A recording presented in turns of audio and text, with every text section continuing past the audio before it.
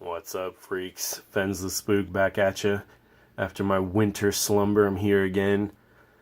Just picked up some new books here at the shop, so, figured we'd go through those, catch up, kind of seeing what's going on with you guys, let you know what's going on with me.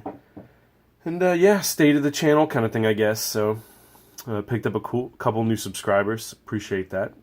Glad to see you guys join us. Thanks for those y'all that stuck with me. You know how I am. I kind of go on hiatus here and there, but I've got a couple cool ideas for some different videos. I picked up a couple keys recently. We can show those off. And as you probably know, Bernie Wrightson passed away late last night. Mostly it made the news this morning. Today being the 18th of March. So, as you probably know, I'm a big Bernie Wrightson fan and met the guy at TampaCon and got a few things signed. And I have a little Bernie Wrightson collection. I'm going to kind of, maybe we'll do like a memoriam video or something like that. Kind of show off the stuff there. If I sound a little weird, I'm kind of getting over a small cold, so forgive. And anyway, good to be back with you guys. So, I picked up you might notice we got a visitor here. The Phantom Stranger is over there to the right. He's going to watch on and judge me here while I bumble through this video. We've got just a stack of some kind of, I guess you could say, rando I picked up over the last month or two. I kind of went, I want to say cold on comics. Comics are the one kind of thing I never really go cold on. I have a lot of different hobbies, but comics are the one kind of thing that's like a mainstay throughout my life. But I hadn't really picked up anything, wild for a couple months there, and then, only recently have I kind of acquired a few things to show you guys. So it's, a lot of downtime and excuse me. Also, baseball season starting up. I'm kind of a baseball guy, so went to a spring training game and kind of been getting involved in that. So, other stuff going on. But yeah, anyway, we're here. Let's see what we got. I kind of wanted to do a different video, so I don't really want to, oops, bump the camera there. So I don't really want to go off about this topic, but just before we begin, I've kind of made it I've said this before, so some of you are probably rolling your eyes. I've made it a kind of pledge to myself to quit talking about money so much. I see that I do it on a lot of my videos, and it's not intentional, and a couple of my friends have said something to me and been like, dude, your idea of affordable and other people's idea of affordable, like, ain't necessarily the same thing. And I ain't trying to put anybody off or make anybody feel bad or, act like I'm some kind of big shot, because that's certainly not the case. So, I don't know. I'll still probably talk dollars in terms of, like, what's a good price range to buy stuff at and things like that, but I'm probably not going to mention, what I pay on things anymore. It's just, I don't know, bad form, I guess you could say, unless there's a specific reason to do so. But anyway, we'll get into all that. I want to do a video kind of on value and things like that at some point and get all that stuff out the way. So anyway, I've tried to start this like 3 times. Let's go one more time here. This is Inferior 5 number 6. Just kind of a goofy anti-hero team DC had. You guys know I love my goofy DC stuff. All of these books here that I'm going to show you are kind of in the budget category. So again, I said I'm not going to talk price, but just to kind of give you guys an idea, none of this stuff was more than $20 each. Let's just say that, okay? And a lot of it wasn't even close to that. So just, you can find a lot of really cool stuff if you're willing to bargain bin. Another thing is that I usually don't do. These are in their original kind of janky plastic bags that I got them out of the bins in. I almost always put my stuff in Mylars and fullbacks before you guys see it. Not out of pride or anything. I'm just kind of anal like that. But, so you're getting it raw tonight. Then we got Superman's pal, Jimmy Olsen 131. Just picked this up because it was a giant size. Love the giant sizes. Kind of got a whole box just of the 100 pagers and the 80 pagers and the, the giants or whatever. The other thing is they don't really, I don't know, what do you guys think? Do you have trouble fitting these in bags? I'm not talking about Mylars. Could be regular bags and boards. I just, sometimes when you put these giant size, even if they are a Silver Age, like this right here is a Silver Age book, could I get it into a Silver Age bag? Like, yeah. But then it kind of starts to bow the board, which, probably isn't really killing the book, because these books are pretty resilient, but I don't know. I don't like it. It feels too tight. It feels like it's too much stress on the book. So I throw these in Golden Age bags and boards. This one's, I have Mylard. What do you guys think? The problem with that, though, is that the Golden Age don't fit in your long boxes and your short boxes regularly. You have to buy the magazine size, and then your Silver Age and Bronze are just slopping around all over the place. So I don't know. What do you guys think? How do you deal with your Golden Age? I actually just have a kind of a magazine box. I just keep the Golden Age and oversized Giants and stuff in.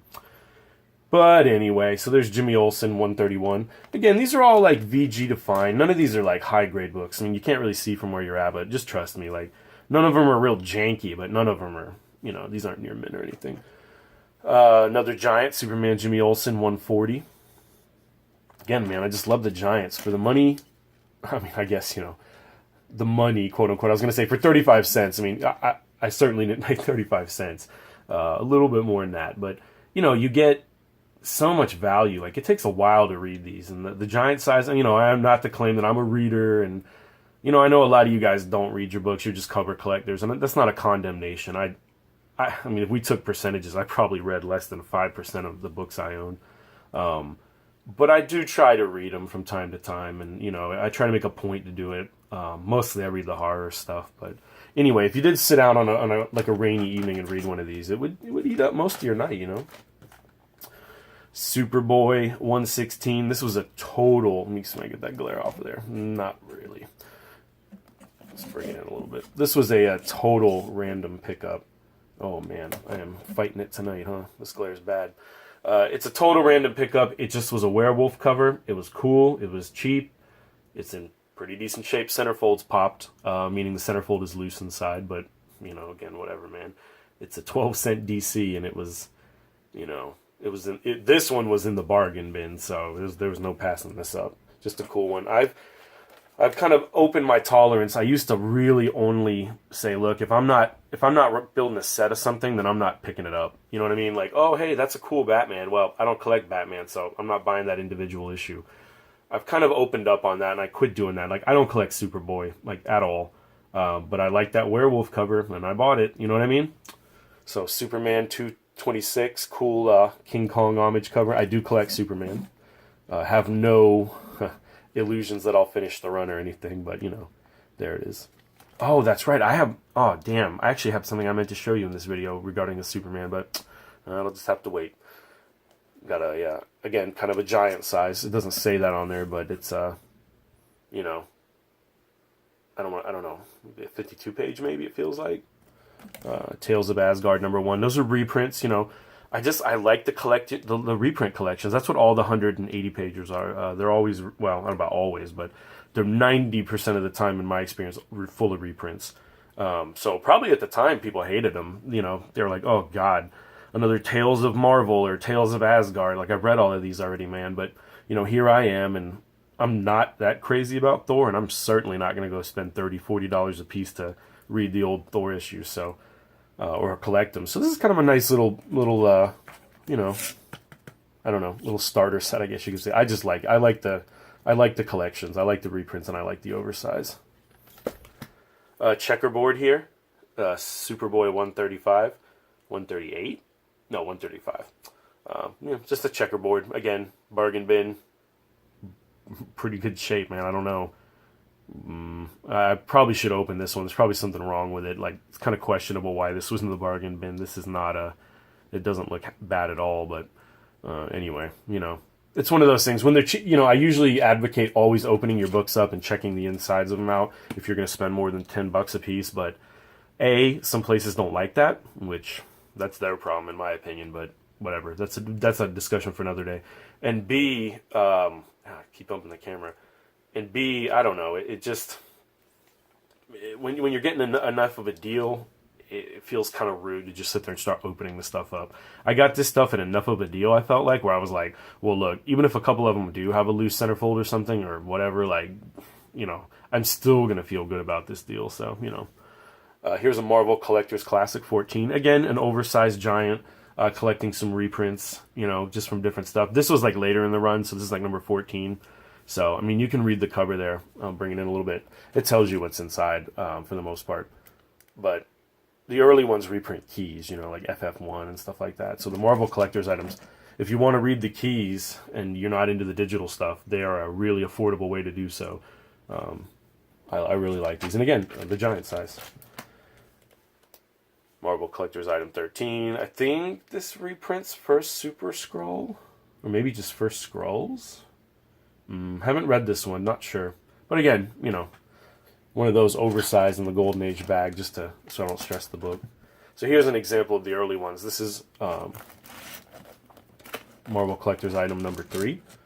And it reprints Fantastic Four 4, which is for Submariner in the Silver Age, which is actually pretty cool. Tales of Suspense 40, which is first Golden Suit Iron Man.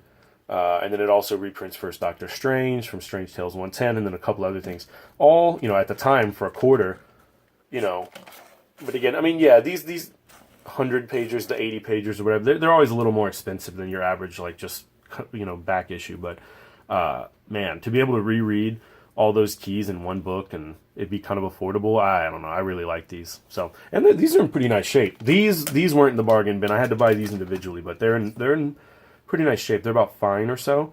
It's kind of tough on those square bounds, Here's Marvel Collector's Item number 2, or Collector's Item Classic 2. It's got the first FF car. I think that's FF3. Can't see it from here. And then Spider-Man. And some Tales to Astonish stuff, cool stuff like that. These are great. King size. That's what Marvel called them. King size. DC used giant, and Marvel said king size. Here we got a Superboy 140. Again, just a checkerboard cover. One I didn't have yet. This one, any of y'all know what this is? Yeah, you guys probably do. The hounds out there will know what this is. This is first Gambit, technically. First brief Gambit or something like that. I don't know. I don't get into all that stuff with the first appearances and all the delineations they have now. But my brother-in-law is like a real Gambit freak. And believe it or not, I found this in the dollar bin, man. Actually, a buddy of mine found it while we were there, and he knew my brother-in-law would really dig it, so he just threw it over to me. But check them dollar bins, people. You never know. I mean, not that this book's anything really. I mean, 10, 20 bucks maybe, but still, it's $1,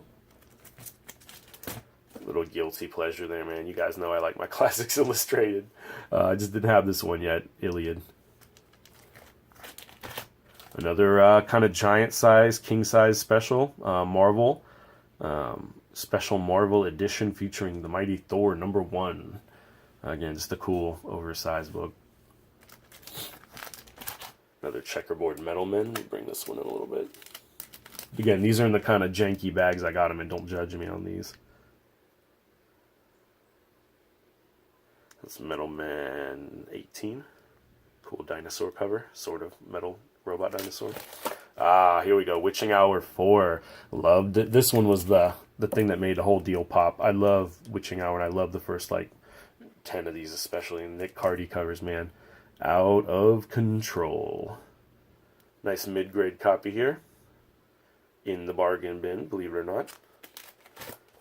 Adam 36. Just like that. I'm going to speed it up a little bit because I got something I want to show you here at the end.